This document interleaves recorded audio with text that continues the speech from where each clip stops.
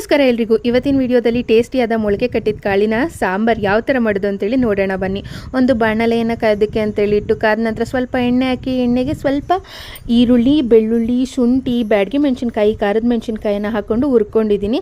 ಇವಾಗ ಒಂದು ಮಿಕ್ಸರ್ ಜಾರ್ನ ತೊಗೊಂಡು ಹುರಿದಿರೋಂಥ ಪದಾರ್ಥಗಳನ್ನು ಹಾಕ್ಕೊಂಡು ಅದ್ರ ಜೊತೆಗೆ ಚಕ್ಕೆ, ಲವಂಗ ಮತ್ತು ಕಾಯಿ ತುರಿ, ಧನಿಯಾ ಪುಡಿ, ಕೊತ್ತಂಬರಿ ಸೊಪ್ಪು, ಟೊಮೆಟೊ ಇಷ್ಟನ್ನು ಹಾಕಿ ಇದನ್ನು ಚೆನ್ನಾಗಿ ರುಬ್ಕೋಬೇಕಾಗುತ್ತೆ. ಸೊ ಇವಾಗ ನೋಡಿ ಮಸಾಲೆ ರೆಡಿಯಾಗಿದೆ. ಇವಾಗ ಒಂದು ಕುಕ್ಕರನ್ನು ಕಾಯೋದಕ್ಕೆ ಅಂತೇಳಿಟ್ಟು ನಂತರ ಇದಕ್ಕೆ ಸ್ವಲ್ಪ ಎಣ್ಣೆಯನ್ನು ಹಾಕಿ ಎಣ್ಣೆ ಕಾದ ನಂತರ ಹಚ್ಕೊಂಡಿರೋಂಥ ಈರುಳ್ಳಿ, ಕರಿಬೇವಿನ ಸೊಪ್ಪನ್ನು ಹಾಕಿ ಫ್ರೈ ಮಾಡಿಕೊಂಡು ನಂತರ ಇದಕ್ಕೆ ಮೊಳಕೆ ಕಟ್ಟಿರೋಂಥ ಕಾಳುಗಳನ್ನು ಹಾಕಿ ರುಚಿಗೆ ತಕ್ಕಷ್ಟು ಉಪ್ಪನ್ನು ಹಾಕಿ ಇದನ್ನು ಸ್ವಲ್ಪ ಹುರ್ಕೋಬೇಕಾಗುತ್ತೆ, ಎಣ್ಣೆಯಲ್ಲಿ ಫ್ರೈ ಮಾಡ್ಕೋಬೇಕು.